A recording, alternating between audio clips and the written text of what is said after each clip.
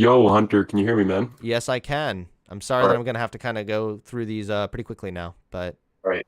Uh, and I have a voice changer just because, like, of for our privacy. But I just got a quick question.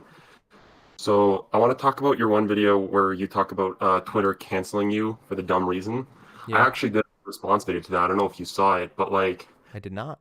the well, I can send it to you in DMs if you want. But like, the premise of my video was, I mean, basically a broader discussion on rehabilitation is, do you think ultimately that the point of when somebody is rehabilitated from right wing or conservative or regressive positions, do you think that that's should be the choice of like people who they affected like directly? Because in the video you were basically making a point that it shouldn't be up to trans people to gatekeep who becomes a thought leader, and my point is basically, well, it should be because they are the people that you directly harmed with those ideologies in the I videos that. mean, I can understand that perspective a little bit, but I also just think that it's not completely fair to assume that because someone's trans that they have some kind of unique insight into like who is capable of like debating on their behalf. I also would say that like I think it's 100% fair that trans people also should be able to argue on their own behalf, but I think that it goes without saying that like we wouldn't expect if I'm not mistaken, I believe the video is a little bit more about how trans people, like it's kind of weird to assume that because trans people are trans, that makes them an activist and that they have to like debate on their existence. Like I think that that's pretty weird. Well, yeah, but like I'd say it's some of the tweets could have gotten a bit misunderstood. I understand Twitter; it's very like difficult to get a point across, but I think most of the points was just trans people should have their the point of when somebody's rehabilitated or who talks about trans issues. A comparison I made is if somebody's like a Klans member or a white nationalist and they spew this white nationalist ideology for a while, and eventually say, "Hey guys, I'm actually not a white nationalist anymore. I'm standing up for Black Lives Matter," But how would and you go then about doing that? Like what percentage of trans people would have to say that this person is acceptable for them to then be deemed like acceptable? well, that's really up to like, well, that's the difficult question, and that's why I wanted to like start that discussion. Because one example, I don't know if you've heard of like Brennan Beckwith. They talked about somebody named Storm Ryan who did a lot of made a lot of transphobic videos, but Uh-huh.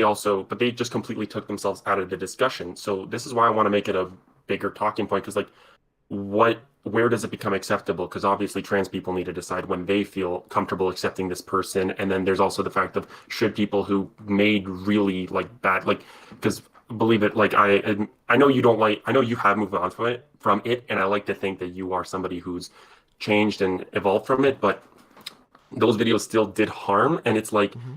more fuck, I'm Because terrible at I'll wording I'll this. actually I'll explain why. Because if those videos, which you're right, those videos did do harm and they spread a lot of wrong information about trans people. I think that a much more effective and better response to that would be for me to now be taking the pro trans position and arguing against my old opinions and arguing against people that are still peddling opinions that are similar to my previous harmful opinions.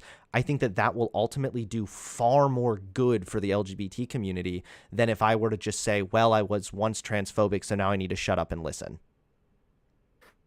I mean, yeah, I understand that too. And again, it's just something I don't see talked about often. Like, when is the point when somebody is completely changed, and when's the point of when they can actually start talking about these issues and all that? So that's And why I I'm not wanted to sure like. it's a fair. The thing is, I'm not sure there's ever going to be a straight line on that. And the other, I guess, is like, what's the logical extrapolation from this, right? Like, 1 second you have, okay, we have to leave it up to trans people now to decide who's can represent them like on their behalf, I guess. But like we would never go up to like random people on the street to like make policy, right? Like, would you poll like trans people to make policy? Like, just if someone's trans doesn't always mean that they're going to be an expert on the subject.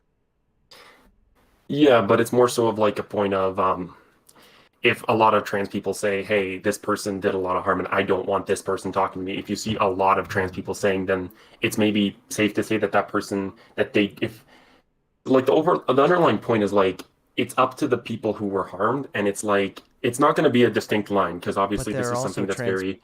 but there are also trans people If that support me.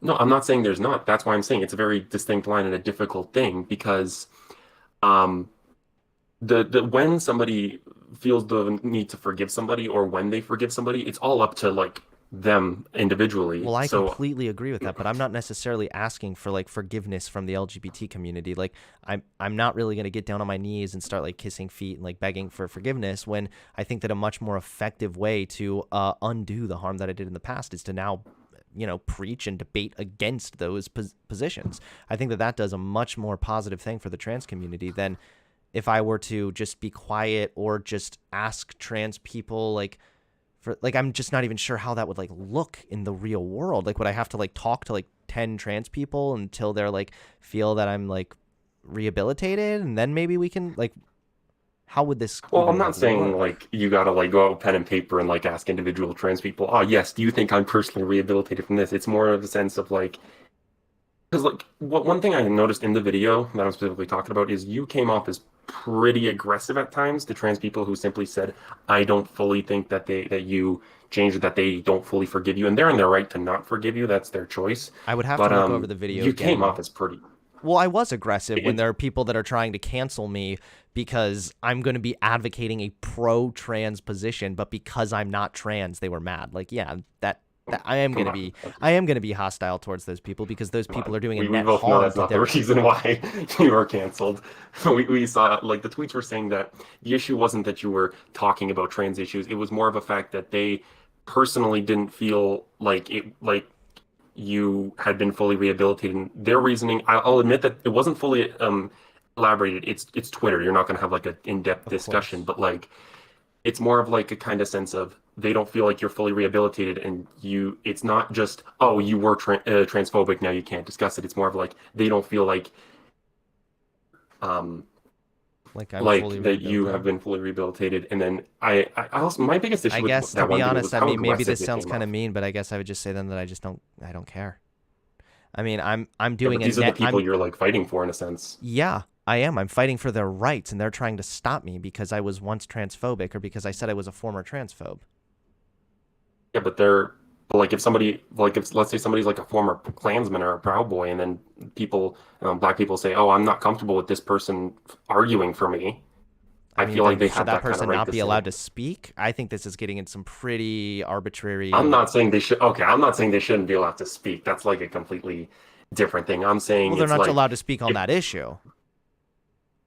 well, they've already caused harm before, and now they're being and now people are telling the group that they're trying to defend says, "Hey, we don't feel comfortable with that." If you're really fighting for this group, it should be kind of like how do I say? It should be like up to them when they say, "Hey, I guess I would I just, don't feel that's just comfortable with the, you arguing."